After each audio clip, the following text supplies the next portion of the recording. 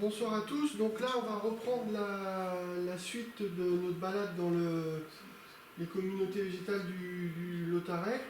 La dernière fois, sur la dernière conférence, on avait commencé à se promener dans les bas marais du col du Lautaret, qui sont des milieux acides où on va rencontrer beaucoup une dominante de lèche noire. Et là, on est situé dans la réserve naturelle du Combéno. C'est un groupement qui se trouve près des sources de la Guisane. Donc c'est assez bien représenté dans l'étage subalpin, c'est des zones marécageuses où on va rencontrer de la lèche de Daval. On y rencontre notamment diverses espèces à port graminoïdes et quelques raretés locales aussi. Donc il y a une grande diversité. Juste pour rappel, je vous l'avais dit, on est sur certains maillages à 75 espèces au mètre carré, ce qui est très conséquent. Après, on va retrouver aussi des bas marais alcalins le long du GR50. Quand on va plus en direction de Villard-d'Arène, qui sont composés d'espèces turficoles et calcicoles, qui vont occuper des replats, des dépressions, qui restent souvent très humides en permanence.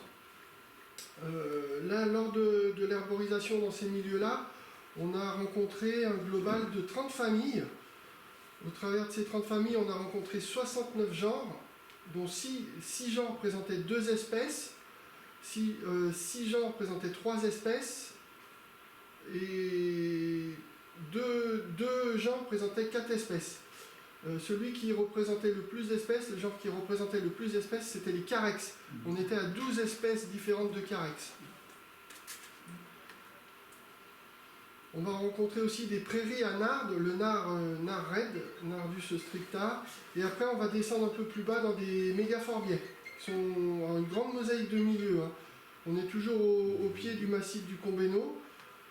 On va trouver aussi des pelouses plus rases, des milieux qui sont maintenus ouverts artificiellement par l'homme et qui vont évoluer après l'abandon des pratiques agro-pastorales en forme de landes où on va retrouver des érelles et des genévriers.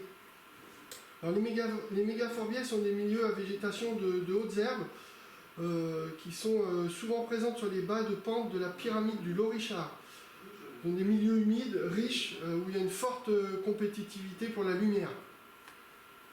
Des milieux d'affleurement calcaire, acides, où on va observer beaucoup d'aulnes-verts, l'Alnus alnobetula, qui est un arbre stabilisateur des milieux par ses racines qui possèdent des grosses nodosités qui vont capter l'azote. Et de ce fait, ils vont limiter une végétation luxuriante. Ils vont participer aussi à la fertilisation des sols. Et puis pas mal de ruisseaux suintants qui sont favorisés par la mégaphorbiae, donc tout ça avec beaucoup de myrtilles, des rhodoraies, des embroussaillements de Vaccinum myrtillus, uliginosum, du Juniperus nana entre autres, qui lui va être favorisé par le pâturage et à cause des piétinements. Donc là, on va commencer par une orchidée, l'orchis grenouille, qui est une jolie plante assez discrète, qu'on va retrouver plutôt sur des terrains secs à très humides, acides, alcalins, une orchidée de pleine lumière. Et on peut l'observer jusqu'à des altitudes qui vont aller jusqu'à 2700 mètres. Elle est malheureusement quasi menacée, classée par l'UICN, l'Union internationale de la conservation de la nature. C'est une espèce qui va être proche des espèces menacées qui pourraient être amenées à disparaître s'il n'y a pas de mesures de conservation spécifiques. Et puis elle a des statuts de réglementation CITES dans 11 départements. Une autre orchidée, l'orchis de Fuchs, Dactylorhiza fuchsi. Une orchidée qu'on va observer dans beaucoup de milieux différents, qui vont aller d'une prairie sèche, bois clair, pente herbeuse, certains suintements, sur des substrats plutôt alcalins. Une orchidée qui va mesurer entre 15 et 60 cm à peu près. Protection régionale dans 2 régions, statut de protection. Très coloré et très joli à observer. Une Dactylorhiza majalis, sous-espèce majalis, l'orchis de mai. Encore une belle orchidée qu'on va bien reconnaître à ses macules sur les feuilles. On les voit sur la feuille, sur la photo de droite, on voit bien les taches sur les feuilles. On appelle ça des macules sur le limbe, vous les voyez. Encore une orchidée de pleine lumière, à plein soleil, qu'on va retrouver sur des substrats très humides, détrempés. On peut l'observer de l'étage planitaire, de plaine, jusqu'au subalpin. Sous des tourbières aussi. Oui, oui, aussi, ouais. Alors pareil, quasi menacé, protection CITES et en protection régionale dans 3 régions. Donc ça reste quand même des plantes assez sympas à observer. Surtout quand on a plusieurs pieds là qui se touchent, ça fait quasiment un bouquet de fleurs, ça reste très sympa. Voilà encore une très belle, la Gymnadem IP dense. Alors là, une grande orchidée qui est assez grande, qui peut dépasser le mètre. Donc on imagine, donc forcément qui va comporter beaucoup de fleurs sur l'arbre floral, puisqu'on peut être à quasiment 200 fleurs sur une arbre florale. Donc elle va avoir une floraison un peu plus tardive celle-là. Elle est très nectarifère, elle attire énormément d'insectes, et principalement des lépidoptères diurnes et nocturnes. On la retrouve sur des sols humides qui vont être plutôt riches en calcaire. Évidemment, et malheureusement encore sous des protections régionales dans 2 régions en France. Donc Gymnadenia densiflora, qui est due à la densité le nombre de fleurs sur l'épi floral. On reste dans les orchidées, l'orchis à 2 feuilles, Platanthera bifolia, un genre qui va comporter 3 espèces en France, dont 2 notamment en Rhône-Alpes. Elle a une fleur à labelle entier avec une langue assez étroite, et c'est une espèce qui est beaucoup visitée par les papillons nocturnes, qui vont aller aspirer avec leur trompe le nectar qui va se trouver dans les troncs. Du coup, elles repartent avec les pollinies qui sont collés à leur trompe. C'est une plante qu'on peut observer en lisière de bois assez clair sur des sols très humides et des pelouses montagnardes. On va l'observer jusqu'à des altitudes 2000, 2200 mètres, 2300 mètres grand max. Elle est en statut de diminution en France, réglementation CITES et protection au niveau de l'UICN. C'est assez sympa à observer. Moi, j'en ai vu à des altitudes de 600 mètres, je l'ai observé aussi, dans les Alpes à des altitudes de 600 mètres. Pas forcément rare, mais voilà, il faut y faire attention. L'orchidée qui va faire grand max 40-50 cm de hauteur en fleurs. Une autre, le Pseudorchis blanc, Pseudorchis albida, un genre qui est monospécifique, qui est proche des Gymnadenia, qu'on a vu précédemment, avec lequel il peut former des hybrides. Alors le nom fait allusion à la ressemblance avec les orchis, et c'est a priori une espèce qui est autogame et qui va être fécondée par son propre pollen. Également visitée par des lépidoptères, des diptères, et qui va s'observer plutôt à partir de 1000 mètres d'altitude jusqu'à 2005, 2006, 7 max. Plutôt sur des pelouses, des marais, aussi en bois clair, en bordure de lisière de bois clair, sur des sols acides décalcifiés, et encore pas mal de statuts de protection, UICN, CITES, protection régionale dans 3 régions. Un peu plus petite, une orchidée qui va aller de 10 à 25-30 cm maximum. Bon là elle était déjà un peu passée dans sa floraison, mais bon, on va avoir la chance d'avoir quelques fleurs sur le sommet des pis. On sort des orchidées, une orobancacée, une fraise, le fraise naine, alors c'est tout petit, c'est une petite plante, vous voyez déjà qui est pas, on devine, cela c'est assez zoomé la photo, mais qui est assez petite, qui se noie un peu dans la masse, qui va faire 5-15 cm. Qui va être plutôt annuel, qu'on va observer plutôt à l'étage alpin, et qui est plutôt assez rare. Elle a des corolles qui vont varier du blanc au violet, et c'est une plante qui est utilisée en pharmacologie contre les conjonctivites, les orgelets, les larmoiements, et on l'appelle aussi brisunette, ou l'herbe myope, ou luminet. Alors elle a une foultitude de noms vernaculaires ou noms communs. Alors après, on utilise beaucoup le latin pour ne pas faire d'erreur, parce que les noms, vous savez tous que les noms communs, des fois d'un versant de l'autre de la montagne on change de nom, donc il faut être assez vigilant, mais c'est assez marrant. Alors, un plantain, le plantain serpentant, là c'est en bord de route, on voit, hein, c'est un peu il y a la partie bitumée qui est derrière nous. Donc il va affectionner les terrains secs, des pentes rocailleuses, mais qui est malgré tout en préoccupation mineure et qui a tendance à diminuer, hein, qui est en statut de diminution en France, et qui va avoir des statuts de protection régionale aussi. Hein. Plantain qui a tendance à se coucher des feuilles très longues, qui peut aller jusqu'à 25-30 cm maximum. Donc il fait, alors c'est pas des plantes où on a l'effet WAM, mais qui font partie de la diversité. Hein. Petite agrostide capillaire, qui est assez gracile, pas facile à prendre en photo, hein, faire une photo nette, c'est pas évident, pour peu qu'il y ait une petite brise, c'est pas évident. Donc une plante de plein soleil, hein, qui va pousser dans les milieux très dégagés, sur des sols plutôt acides, et malgré tout assez drainés, et qui peut présenter, qui est polymorphe, qui peut présenter plusieurs formes. J'aime bien sa couleur finalement, elle est assez un peu espèce de violet, pourpre, assez sympa. C'est vrai que ça après il faut l'avoir en condition, puis dès qu'il y a un peu de vent, ça donne du mouvement, c'est des plantes qui sont assez belles. Ouais. Elle peut être assez haute, elle peut aller jusqu'à 70, 60, 70 de haut, hein, de hauteur. Elle ne fait pas partie des graminées, non?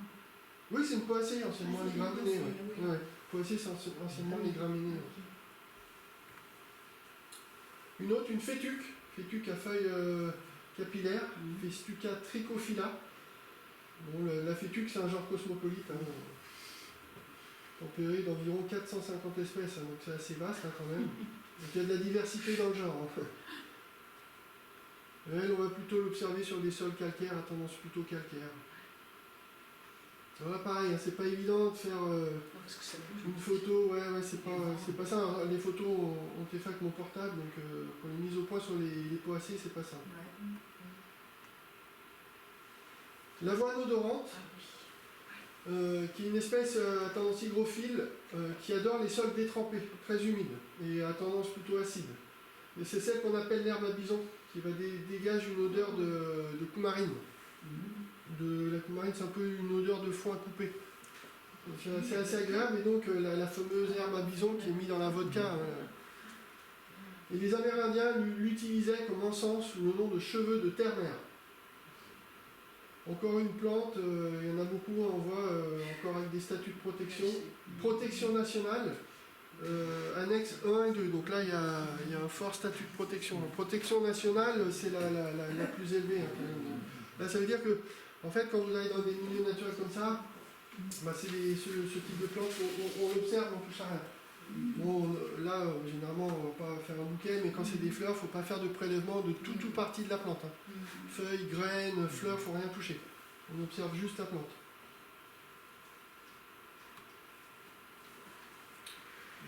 Alors, on a à gauche un phléum, la fléole des Alpes rétique, qui va avoir cette inflorescence très cylindrique, avec des arêtes et des glumes longuement ciliées. On devine, hein, ça finit un peu en cils assez fins. Et à droite, la Molini bleue, Molinia cerulea, donc dédiée à Molina, un botaniste espagnol. Et ceruleus du latin, qui veut dire bleu en latin. Donc là encore, on reste encore dans les poacées. Hein, mais on voit qu'il y a une forte diversité dans ce genre, dans cette famille, et où il y a pas mal de genres. Donc là, on est sur des plantes, sur le phléum, on va atteindre les 50 cm à fort développement, et la moline encore plus, parce qu'on peut aller jusqu'au mètre. Hein. Quand c'est en fleurs, ça fait des grands épis qui peuvent faire jusqu'à 1 mètre. Hein. Donc là, c'est des plantes qui poussent fortement quand même. Une plante que j'aime bien, qui est assez sympa, petite polygonacée, la bistorte, hein, Persicaria bistorta, qui peut faire quand même des grandes hampes florales, qui peut atteindre pas loin du mètre, hein, au moins 80 voire 90 cm. Elle se développe assez bien. On va affectionner les prairies de fauche, les prairies humides. Elle a des feuilles assez triangulaires, pétiolées à la base, et son rhizome est utilisé contre les aftes et les gingivites.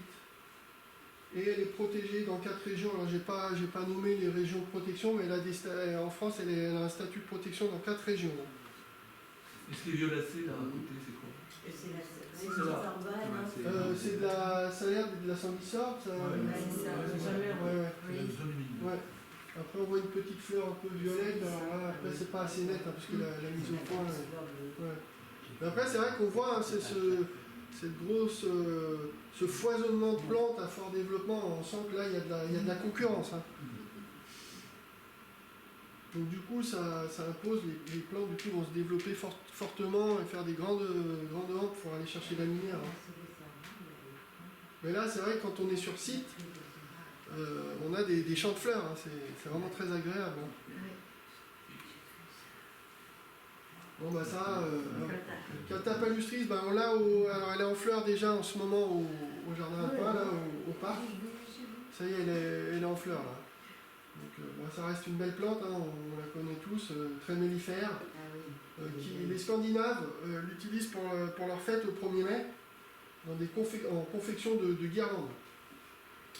Ces boutons floraux peuvent remplacer les capres. Ils sont confits dans du vinaigre chez nos voisins allemands aussi. Et alors c'est une plante qui est indicatrice des lieux hygrophiles. Hygro en latin c'est l'eau, les milieux humides. Qui aime, oui. Qui aime l'eau, oui. Une ranoncule à feuilles d'aconite, une jolie plante, pareil hein, de milieu humide toujours, qui va avoir des pédoncules velus, poilus, des feuilles divisées jusqu'au pétiole, et encore une plante qui est utilisée contre certaines affections cutanées ou notamment des brûlures. Alors, du latin rana, grenouille et colère habité. Donc, au milieu humide, il doit y avoir pas mal de grenouilles dans le coin. Et c'est une plante qui peut faire bien dans les 50-60 cm, hein, facile. C'est assez joli, hein, là on voit le petit ruisseau qu'il y a. Alors là, c'était tout un maillage de petits ruisseaux comme ça qu'on appelle des sourcins, qui sont alimentés par les fontes des neiges. Donc du coup, ça crée toute une mosaïque de milieux très très humides. Des fois, on a des petites flaques, on avait vu sur la présentation antérieure, où on voyait des utriculaires, enfin il y a vraiment une très grande diversité. Bon, on le connaît tous, hein, mais bon, voilà, on peut pas le troll d'Europe, hein, qui reste une très belle plante. Les ranunculacées, moi j'ai du mal à les faire germer, c'est compliqué. Ouais, c'est une famille, c'est pas généreux à la germination. Hein. Pour l'instant, j'ai pas trouvé la bonne formule. Mais ça reste des belles plantes, et puis c'est vrai que quand c'est en prairie comme ça, c'est magique. Hein.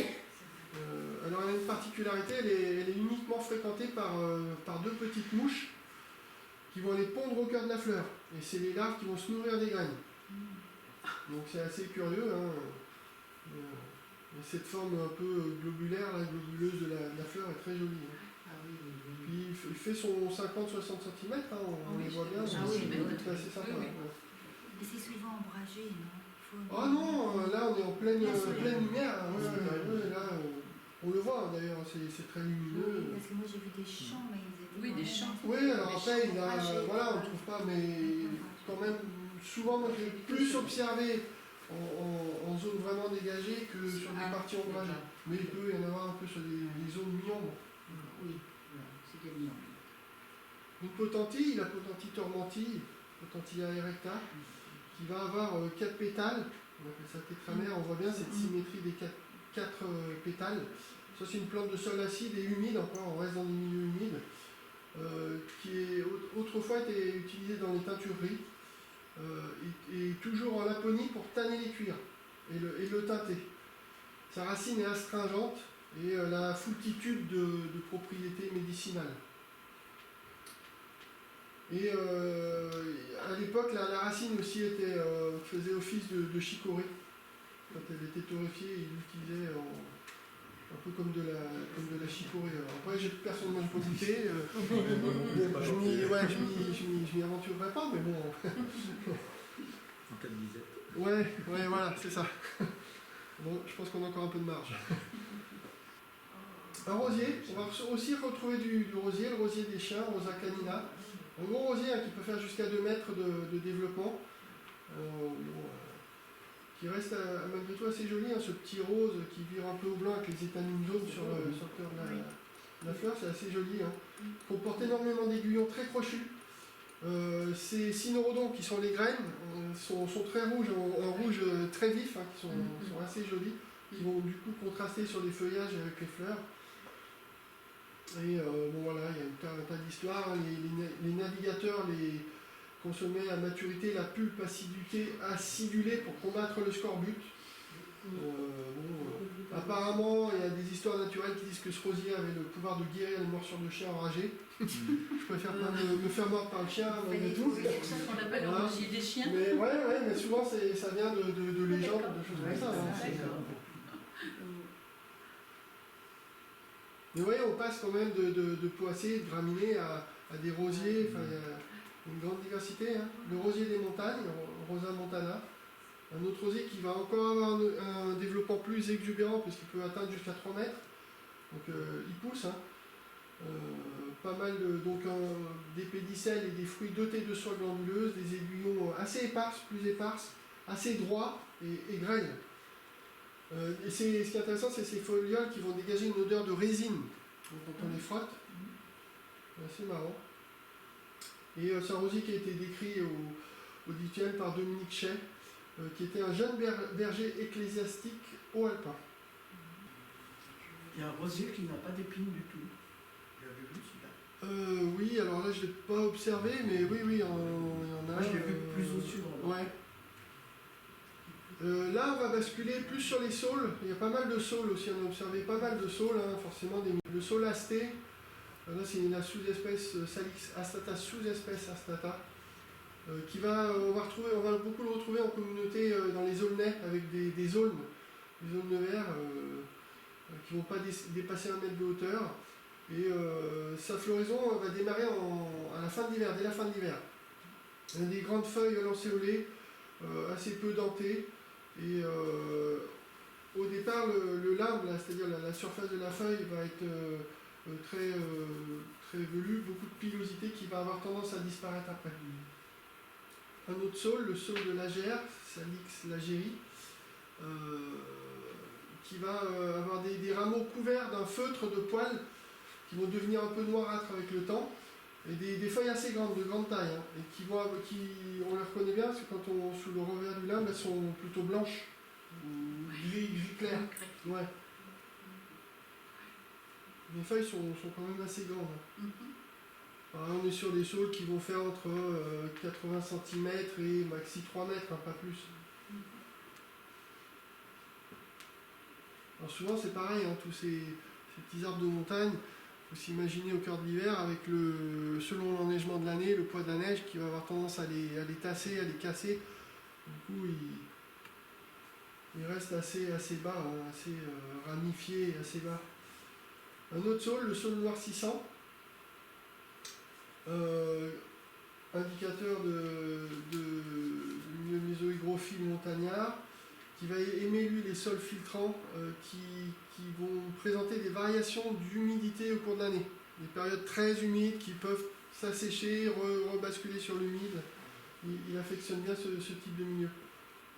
On est un peu plus petit que le précédent, maximum on va être sur du 2 mètres de développement, 1,50 m et plus souvent 1,50 m. Un thésium, le thésium des Pyrénées, on était dans les Alpes, mais un thésium pyrénéicum, petite plante d'une 30-40 cm, assez sympa à observer, des petites fleurs blanches, là on voit, et puis les tiges un peu jaunâtres. A priori, il y a des légendes comme quoi les héros grecs, cette plante aurait fait partie de la couronne offerte à Ariane par Thésée. C'est une plante qui est hémiparasite, artico-alpine, et qui va être disséminée par les fourmis. C'est un peu comme oui, alors là il y a Saint-Valère, et puis j'ai le nom sur le bout de la langue, c'est le Concas qui fait le latex orange. La kélidoine, voilà, j'avais un bug. En fait, la kélidoine, elle a comme une petite goutte d'huile sur ses graines qui attire la fourmi. Et en fait, la fourmi, souvent, elle se colle du coup des graines sur le thorax et l'abdomen, et c'est comme ça qu'elle dissémine la plante. Un carex. Alors, c'est plein, mais il y a une forme de graphisme assez sympathique sur ce carex. La lèche jaune. Un carex d'une 50aine de centimètres. Alors là, comme je vous le disais tout à l'heure, c'est un genre où on a quand même observé 12 espèces différentes. Donc c'est un genre qui a une grosse présence sur le milieu. Moi, après, c'est vrai que les carex au départ, et je crois que c'est François qui nous en parlait un peu, je ne sais plus dans les conférences précédentes, comme quoi c'est un genre sur lequel on n'a pas trop tendance, mais quand on observe, c'est très très graphique. Dès qu'on met le nez dedans, ça reste des plantes vraiment sympas. Ouais. Faut aller dans le détail, quoi. Je ne pense pas à Flava. Pardon? Je ne pense pas à Flava. Ah, il y aura une erreur, c'est possible. Hein. Parce que chez Flava, le bec, Oui. dans Flava, parce qu'ils sont deux, hein, il y a Otrubé qui est tout à côté, et ça serait plutôt ça, parce que l'autre a le bec complètement. Qui descend, ouais. Je connais bien Flava. Et... D'accord, à vérifier, hein, c'est possible. Vérifiez. D'accord. Et vous regarderez le bec. D'accord, non mais c'est intéressant. Ouais. Les becs, surtout les utricules de base. Il faut regarder toutes les utricules de base pour pas avec ça. D'accord. J'essaierai de refaire une identification. C'est vrai que sur la photo, ça peut être évident. Mais... C'est que la bractée chez Flava est courte. D'accord. Petite et courte. Plus courte, ouais. Alors qu'elle est grande chez Otrubé. Ouais. D'accord. Merci pour l'information.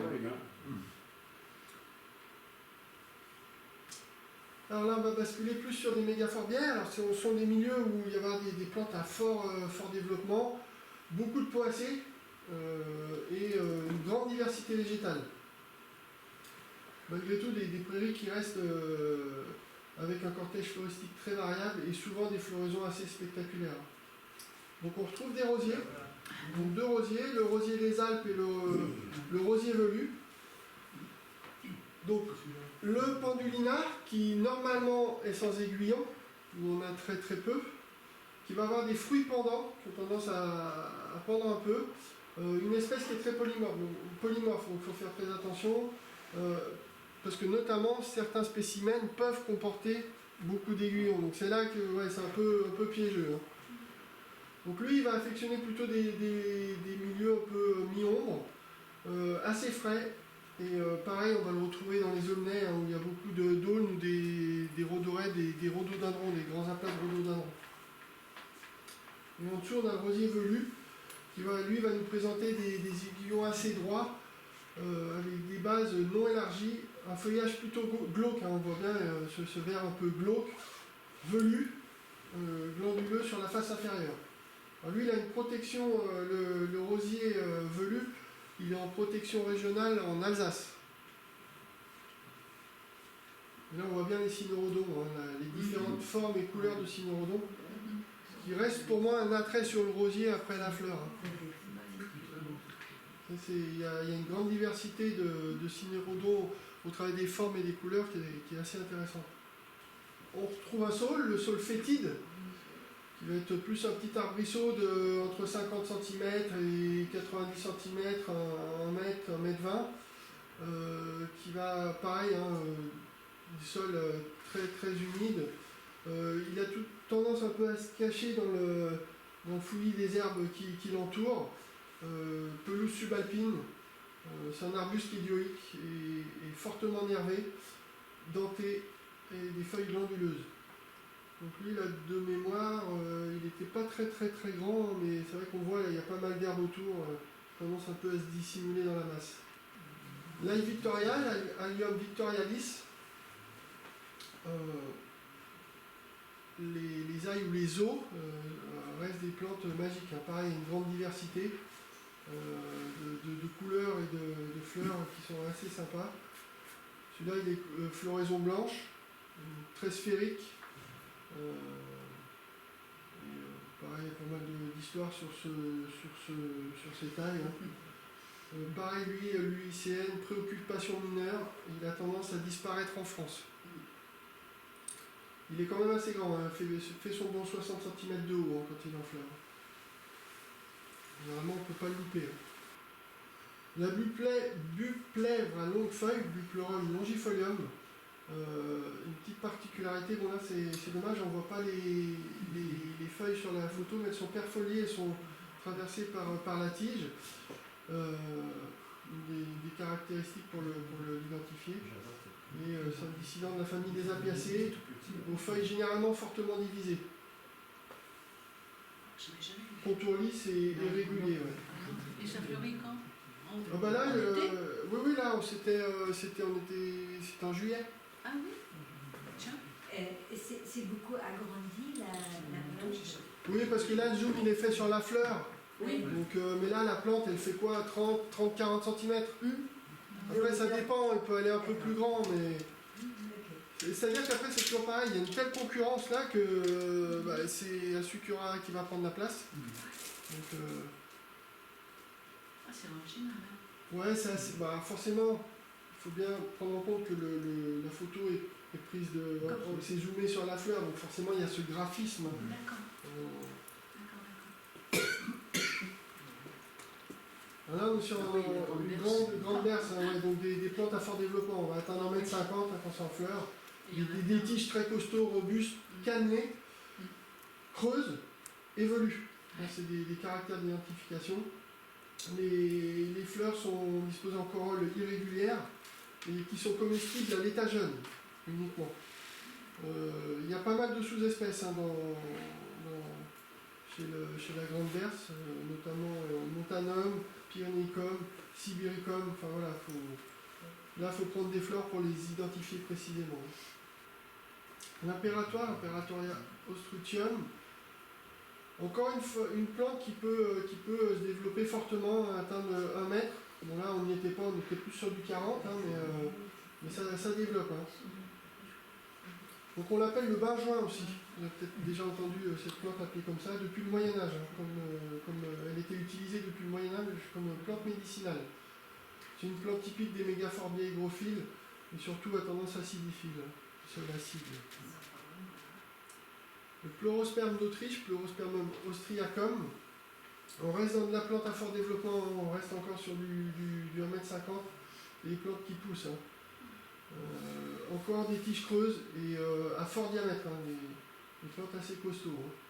Plutôt sur du sol plutôt calcaire. Bon, là c'est déjà plus coloré, l'Achillée à feuilles de Tanésie. Des feuilles assez larges étalées sur le même plan. Et puis bon, c'est ce rose vif, hein, qui est magique. Hein. Donc là, c'est l'Achillée à distance, c'est une sous-espèce d'Anacetifolium. L'Achillée à feuilles de Tanésie. Famille des astéracées. Des Achillées ici. Il est plutôt blanc aussi. Si, il y en a pas mal. Mais si vif, c'est rare. Ouais, elles sont plutôt à tendance fluorescent blanche. Oui. Rose clair. Ouais, pas très pâle, ouais. Mais là, elle est vraiment vif, hein. C'est vrai qu'elle est exceptionnelle. Ouais, très lumineuse. Une autre Achillée. Voilà, on tombe sur de la feuille blanche. On va être sur du 1,20 m, fort développement aussi. Hein. Plantes soit c'est des plantes vivaces, à herbacées, souvent des tiges dressées, striées. Voilà, des feuilles incisées, dentées.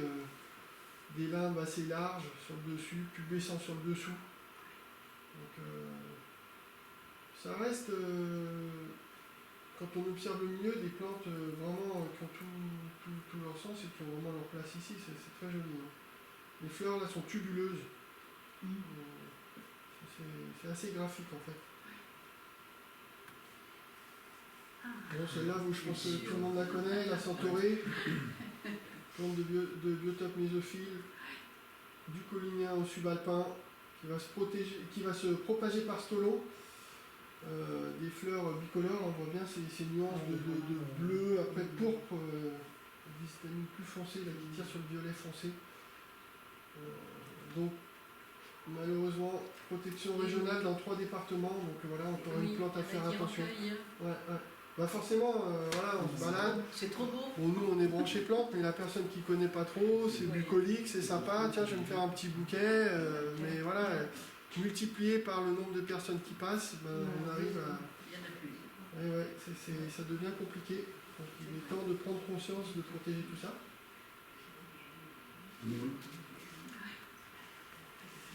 Un aulne, hein, forcément, de grande aulnay, l'aulne vert.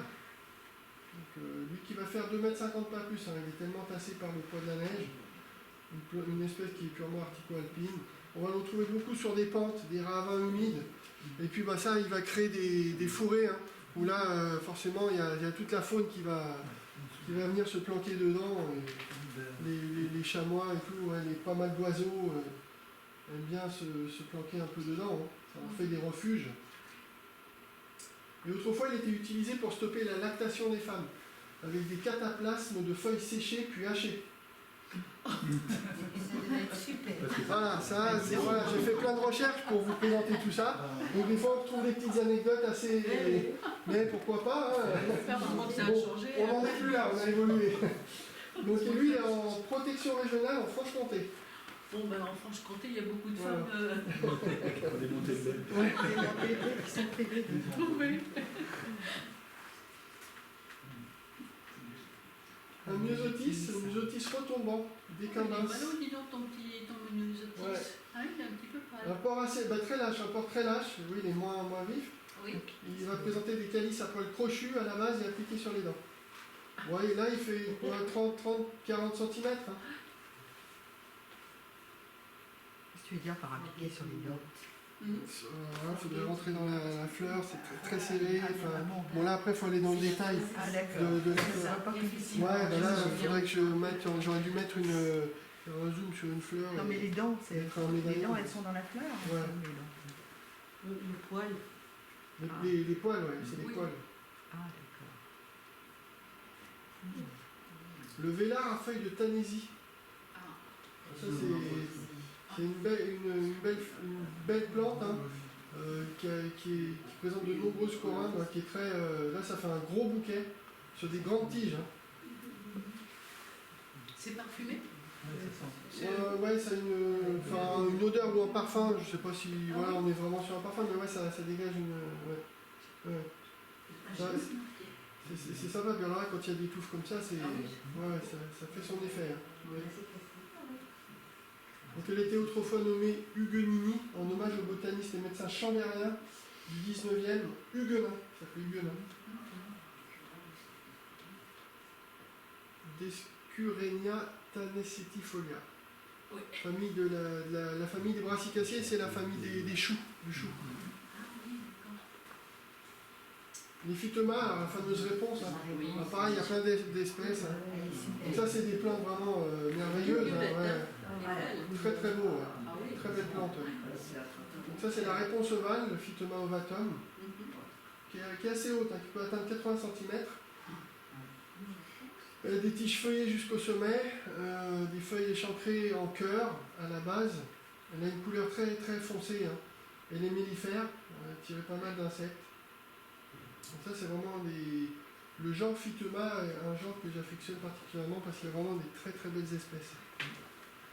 Et qui restent assez généreuses en fleurs, hein, en floraison. Donc d'où Réponse, le fameux dessin animé de Disney, hein, qui est tiré du nom de la plante, du nom vernaculaire de la plante. Parce que souvent, on retrouve des noms de plantes qui sont utilisés pour des dessins animés ou dans les jeux vidéo. J'ai un fils qui est grand maintenant, mais qui à l'époque jouait à des jeux vidéo. Un jour, il vient me voir, il me parle de... Ah tiens, il s'appelle Aconite ou Aconitum, il lance des flèches empoisonnées. Bah oui, voilà, les aconites sont... Voilà, il y a toujours une corrélation. Celle-là, je l'adore aussi, hein, la silène visqueuse. On reconnaît bien son calice enflé, très veiné, on voit bien ses petites veinures. Et puis les pétales blancs qui sont bien découpés en deux lobes, hein, ça se démarque bien. C'est pas commun. Elles sont pas si Elle est pas aussi blanche que ça d'habitude. Si, Ah bah là, la photo n'est pas retouchée, hein, il n'y a pas de Photoshop. Mais non, ça reste vraiment des belles J'en ai plantes. eu qui était Ouais. plus colorée que ça. Mais... Ouais, c'est les silènes, le genre silène, c'est pareil, il y a une grande diversité, ça reste de très belles plantes. Là, on est sur une espèce qui peut atteindre les 70 cm, qui pousse assez bien en fleurs.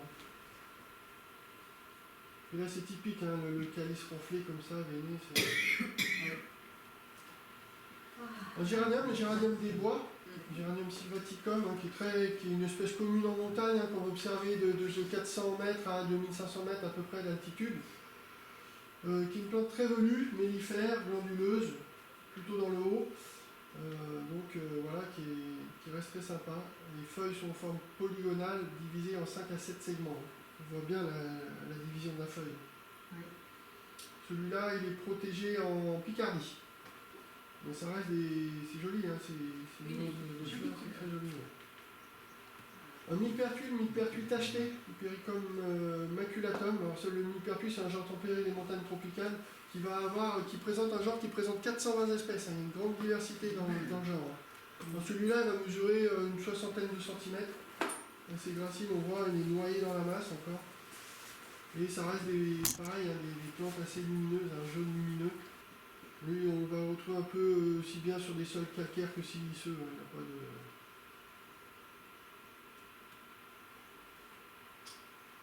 de... Le vératre de Lobel, Veratrum album, la sous-espèce Lobelianum.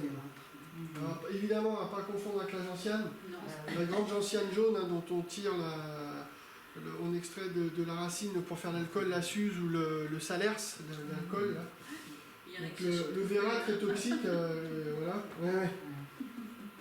Donc ça, il faut faire attention. Et le vérat, sa particularité, c'est que les feuilles sont alternes, que la gentiane sont opposées.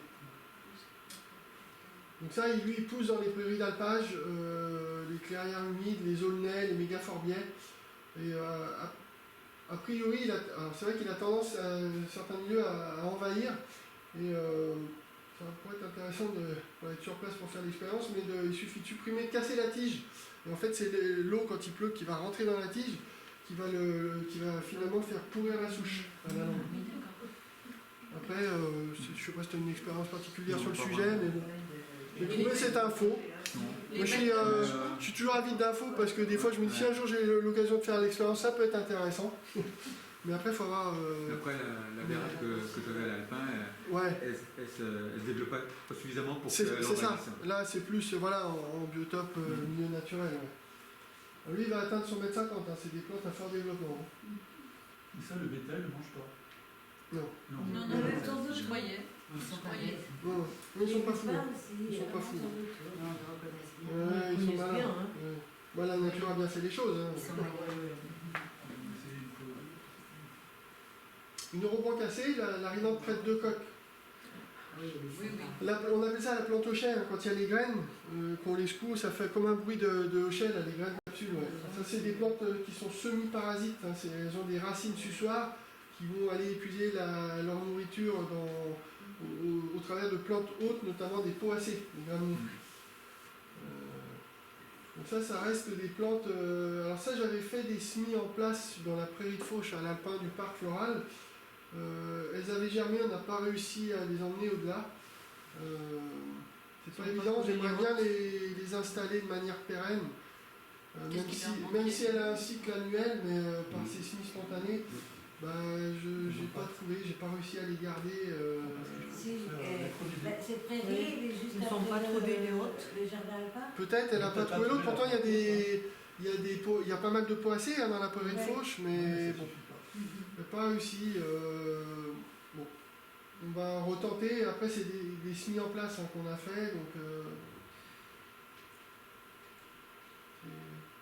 pour l'instant, je suis pas satisfait. Je sais pas encore parce que j'aimerais bien la pérenniser. C'est aussi une plante qui va tempérer le milieu. Donc, et puis, elle est vraiment représentative de ces prairies de Fauche. Donc, Si tu les mettais des fois en fonction, tu sais, de leur environnement. ouais, mais on essaye. Je te dis, les racines suçoires vont plutôt tendance à aller sur de la poacée. Ouais. On a déjà de la poacée en place et quand j'avais fait mes semis en place, je les avais mis à proximité. Elles ont germé et tout, mais elles ne sont pas allées au-delà. Alors, est-ce qu'ils n'ont pas eu le temps de... Parce qu'après, c'est pareil, il y a toute la concurrence qui est déjà bien installée. Voilà, donc à essayer. Il y a une autre sorte de rhinante, je crois. Ah oui, il y en a plusieurs espèces. Hein, oui. Plus petite, Oui. en particulier. La planche cespiteuse. Voilà, on repart sur les poacées. Tu auras des feuilles vertes enroulées qui vont devenir glossescentes, voire rougeâtres. Donc ils sont assez rudes au toucher, quand on les touche, ils sont très très très raides. Et de la pointe à la base. Hein. Donc ça c'est pareil, c'est des graminées qui peuvent atteindre facilement 1 mètre jusqu'à 1,50 m. Hein. Une poa Chexil, pâturin de chais, une plante qui a été dédiée à un botaniste, l'abbé Donchet, Chais ou Chex, je ne sais pas la prononciation exacte, qui est un botaniste des Hautes-Alpes. Alors c'est une vivace qui est cespiteuse et qui va présenter des tiges aplaties et escapes dans le haut. Encore une protection dans 2 régions, protection régionale dans 2 régions.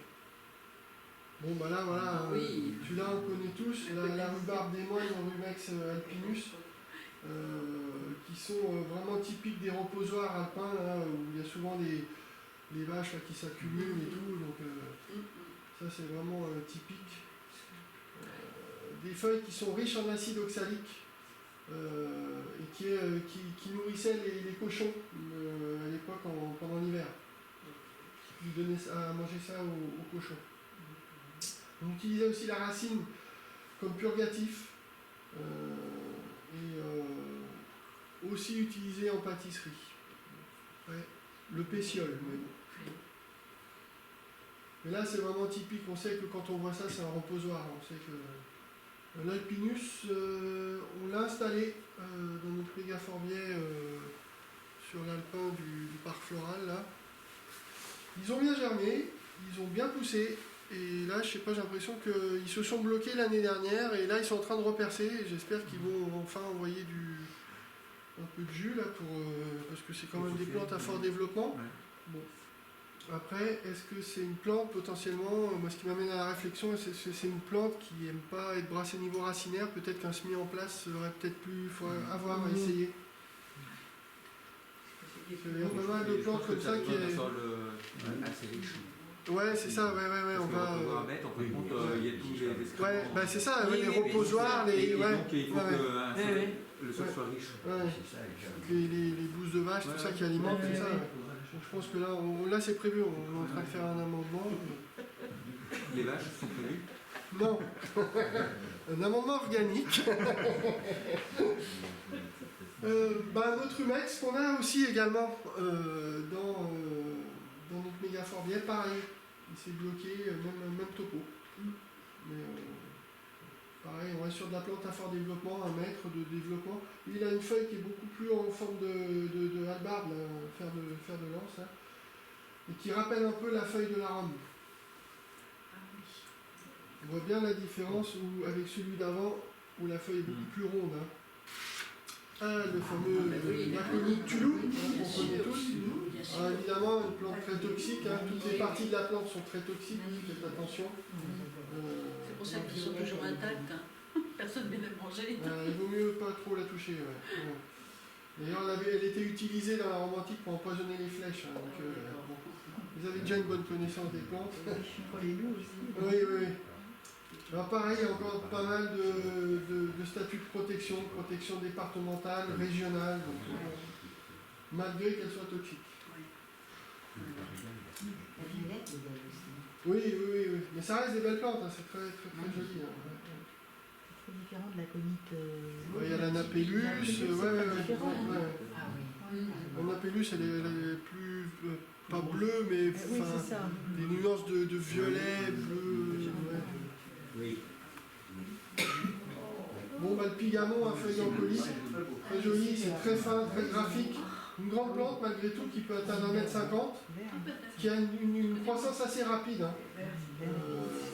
Et par contre, l'enveloppe florale va tomber rapidement et elle présente pas elle est apétale, elle ne présente pas de corolle. Et évidemment, on retrouve encore énormément de statuts de protection, préoccupation mineure lycéenne. J'ai jamais vu. Diminution en France. Si, c'est joli. Hein. Jamais. Les pigamons, c'est joli. Très joli. Oui, peut-être, ça ne dure pas longtemps, je l'aurais aussi peut-être. Ouais, après, forcément, s'il pleut et tout, ça va d'autant plus abîmer si c'est très humide, abîmer la fleur, mais en termes de durée de floraison, franchement, j'ai pas trop de recul. Ouais, j'allais dire 15 jours, mais bon, après, voilà. selon les conditions Ah, météo, s'il a ouais, fait un ça panier. Ouais, ça pousse hein, quand même. Ouais, Non, je connais pas. très très joli. Hein. C'est léger, c'est pas. Bon, on retrouve aussi du framboisier. Voilà. Le côté gourmand, hein, mais on l'observe aussi dans On ces peut les milieux-là. manger. On peut les Ah manger. oui, Quand même. oui. Est-ce qu'on peut pas cueillir? Alors lui, on va le retrouver. Alors là, faut encore se dire qu'on est sur ces, je vous en parlais un peu, je vous évoquais tout à l'heure, cette mosaïque de milieux naturels, où on va avoir tous ces oursins, des milieux acides, des milieux plutôt tendance calcaire, des milieux très humides, des variations plutôt sèches. Donc voilà, donc c'est pour ça qu'on a une grande diversité de plantes, de différents milieux, de différents types de sols. Hein. Le sorbier des oiseurs. Donc ça c'est magique, hein, les grives qui adorent les baies hein, pour se nourrir des baies et qui notamment vont perdurer jusqu'au milieu de l'hiver. Donc ça c'est. Et puis ça reste un arbre que j'affectionne particulièrement, je le trouve très joli. Ouais. Les sorbus, le genre sorbus, il y a une grande diversité et il y a des très belles espèces. Alors, les Anglais accompagnent l'agneau du Yorkshire de ces fruits utilisés en gelée. Oui, s'ils veulent. Ah, j'aime bien. Surtout quand c'est l'herbe. Ça te dit rien, Daniel? T'as pas envie de goûter à ça? Non, pas vraiment. Mais on peut en faire de la gelée. Oui, oui, oui. On retrouve un saule glauque, Salix glaucocericea, qui va pousser dans des brousses arbustives à l'étage subalpin et qui a une forte pilosité, très très velue, hein, sur les deux faces des feuilles. Hein. Et là, il est protégé en Rhône-Alpes, celui-là. Il va atteindre son petit mètre. Hein. On voit bien, on ressent bien le fait qu'il soit velu. Hein. Oui. Un peu soyeux, on a envie de toucher, de caresser la feuille. Là, c'est des plantes on va passer sur des plantes qu'on a observées dans la Nardais, dominante de nard raide, Nardus stricta.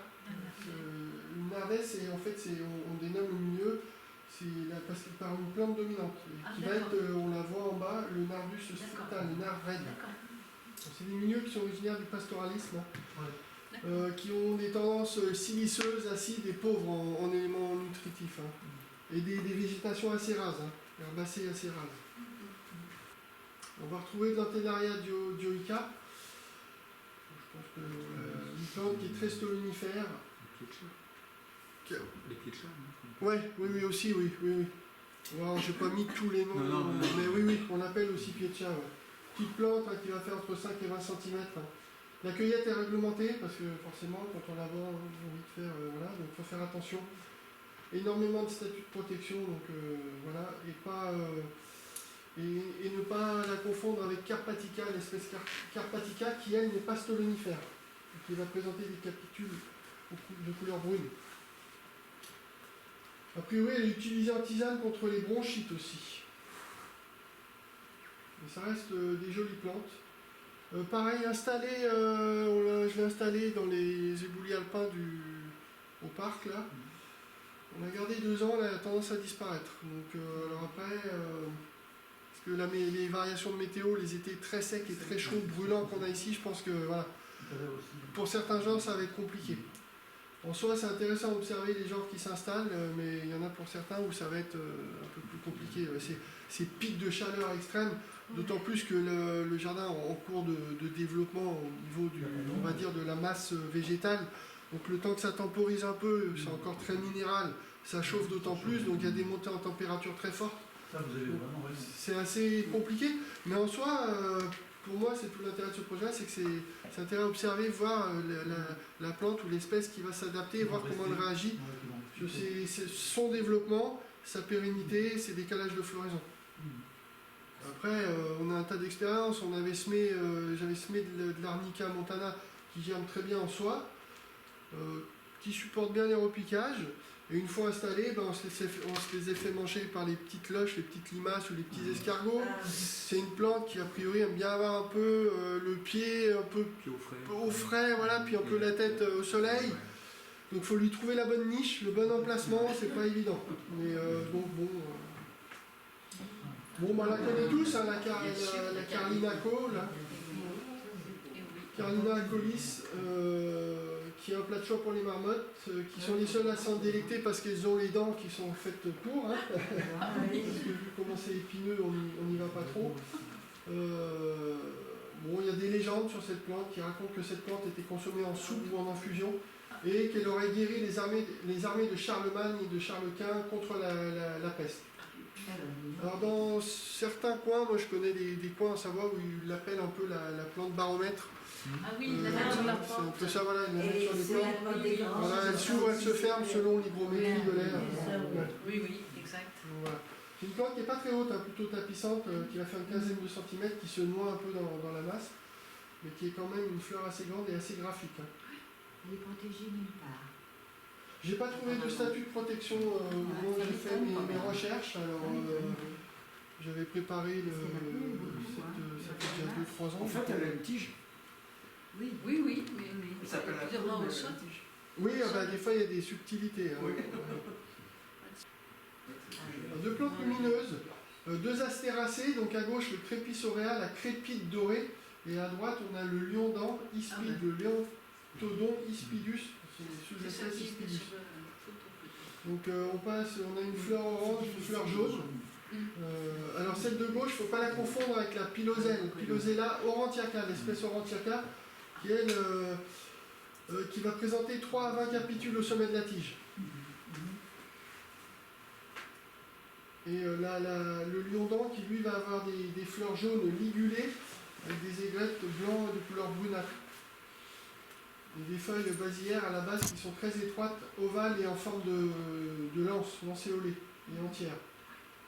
Donc là on voit bien, il y avait pas mal de fleurs, c'était assez joli. Hein. Bon, ça reste des couleurs très lumineuses, donc... Et oui, c'est les prairies qu'on voit là-bas. Ouais. Alors à gauche, on a une autre Pilosella lactucella, la sous-espèce lactusella. L'épervière petite laitue, très tapissante, hein, 8 à 25 cm. Les fleurs jaunes, on va la retrouver sur des pelouses plus ou moins sèches, de l'étage de plaine jusqu'à l'étage alpin. Et à droite, on a le œillet de Pan, hein, le Dianthus pavonius, qui est un très bel œillet qu'on a installé encore une fois dans nos tréboulis alpins au parc et qu'on arrive à pérenniser, qui se tient bien et qui fleurit bien tous les ans. C'est bien. Il est beau comme ça? Oui, il est assez beau, il est assez florifère, il se maintient assez bien. Ouais. Ah bah, c'est bien. Bon, il faut juste faire attention, en milieu naturel, la cueillette est limitée, donc on évite de faire des bouquets. Un hélianthème à feuilles de numulaire, une plante aussi assez sympa qu'on va retrouver, on va plus observer sur des terrains secs celle-là. Alors il faut faire attention, il y a énormément de sous-espèces. Les feuilles sont munies de stipules et légèrement velues, poilues, et des tiges à base ligneuse. Alors lui, on le retrouve en protection régionale en Bretagne. Il va avoir un port très tapissant, il va avoir tendance à s'étaler. En hauteur, il va faire entre 15 et 30 cm. Famille des cystes. Ah, voilà. Gentianopsis à droite, Gentiane ciliée à droite, fleur bleue là, pour la grande photo. On arrive un petit peu à deviner les cils qui sont disposés sur le bord des pétales. Bon, il va falloir zoomer un peu plus la photo, Oui, qui on voit. permettent de le reconnaître. Pareil, hein, évidemment, encore des statuts de protection. Et en dessous, on a une petite Gentianella aurea, la gentiane dorée, Ah, qui est beaucoup plus basse. Elle est beaucoup pas plus, commune, hein. Un thym, le thym Fauplio, Thymus pulegioides, Ah qui oui. va avoir des tiges quadrangulaires, à pilosité uniquement sur les angles. En fait, la tige est carrée et la pilosité s'observe uniquement sur les angles. On appelle ça goniotriche. Et son inflorescence évoque la menthe Pouliot, car elle va avoir tendance à s'allonger à la fructification.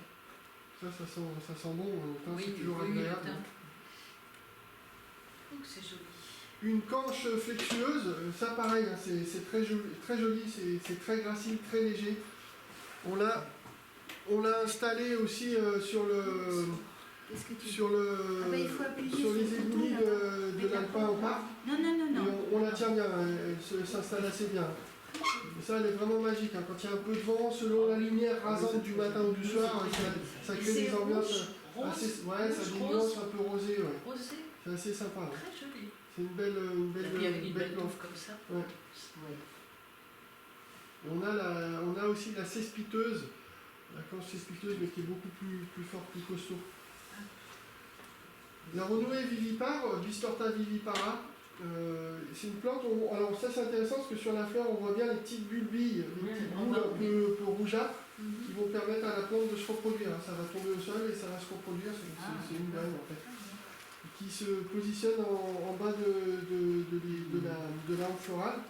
Et après, au fur et à mesure, ça va faner en Ça montant sur le apparaît, sommet. ça vient. Ouais, Des petites boules voilà. rouges. Très belle plante. Ah, je connais pas. Qui a tendance à diminuer, à disparaître un peu, donc mise en protection mineure par l'UICN. C'est la seule renouée ou il y en a d'autres? Parce que j'avais pas l'impression que c'était blanc. Non, il y en a d'autres. Il y en a d'autres. Oui. Il y a la bistorte, on l'a vu tout à l'heure. Oui, on l'a déjà passé, la bistorte. Ouais. Donc vous la connaissez tous, hein, la soldanelle des Alpes. Je ne sais pas si tu en avais semé, toi. T'en avais Oui. T'en avais semé, t'en avais fait Non, semé. non, J'en ai semé, elles ont germé, mais alors ça pousse très lentement. Ça prend son temps. De mémoire, sauf erreur de ma part, elles ont mis 2 ans avant de germer. Ah, ouais. Et là, elles sont présentes, mais alors ça pousse très doucement. Hein. Donc avant de les avoir en fleurs, pas gagné. Mais ça reste une plante magique. Hein. Oui, c'est Ça aime, Voilà. C'est une des premières à sortir de la neige. Ouais, c'est. Ça aime le Très frais. joli. Ouais. Elle fait partie de la famille des primulaires, des primulacées. L'alchémie en éventail, Alchemia flabellata. C'est la marge des feuilles qui possèdent des hydratotes qui sont munis de minuscules pores qui vont permettre l'excédent d'eau, d'évacuer l'excédent d'eau qui va être absorbé par celle-ci. Oui. On met en forme de gouttelette et on appelle ça un phénomène de guttation. Ça va faire, toutes ces micro-gouttelettes vont faire des gros gouttelettes. Il y a une goutte en fait. Alors c'était la fameuse pierre philosophale, soi-disant sacrée pour les alchimistes de l'époque, qui servait à, qui était nécessaire pour la fabrication de la pierre. Qui, soi-disant, pouvait changer le plomb en or. Si c'était vrai. Ben, je pense qu'on n'observerait plus en nature. Hein. Il serait spécial. Ouais. Ou alors les escrocs, l'or en plomb. Quoique le plomb vaut cher maintenant. Un campanule rhomboïdal hein, qui est très joli, ça reste des grandes tiges assez hautes, dressées, d'une soixantaine de centimètres, des tiges anguleuses, plus ou moins velues, des feuilles alternes. Donc ça reste, de toute façon les campanules, alors pareil, encore un genre d'une très grande diversité d'espèces. Hein. C'est vrai. Donc, et puis ces corolles en forme de clochette, avec ces nuances de bleu-violet qui sont vraiment très jolies. Voilà, donc là je vous ai fait un peu la biographie de tous les documents qui m'ont permis de faire cette présentation en 4 volets, parce que ça demande pas mal de recherche, de temps. J'en profite pour remercier notamment Maxime Rome, avec qui à l'époque j'avais fait cette organisation dans ces milieux autour du jardin alpin du Lotaret, entre le Galibier et le Lotaret. J'en profite aussi pour remercier Franck Le Drian, qui est un botaniste, qui m'a permis d'avoir quelques photos, parce que nous c'était un peu au pas de charge et j'avais des photos qui n'étaient pas très nettes pour la présentation. Donc il m'a permis sur une petite dizaine de photos d'exploiter ces photos pour vous présenter les plantes. C'est lui qui fait Floral. Oui, qui tient le site Floral et qui a l'année dernière, ou il y a 2 ans maintenant, qui a publié un livre très intéressant. Voilà. Donc donc c'est toujours intéressant de faire une présentation comme ça, même si c'est des plantes de nos contrées, on n'est pas sur des plantes de l'autre bout de la planète. Mais voilà, on a notre richesse, on a notre diversité.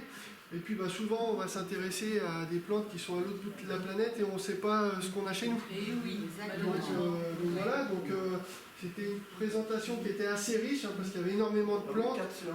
J'ai pas tout présenté, Donc vous imaginez que On en voilà, veut. il y a déjà eu 4 volets, donc voilà. Ouais, Bon, Tu peux pas nous en faire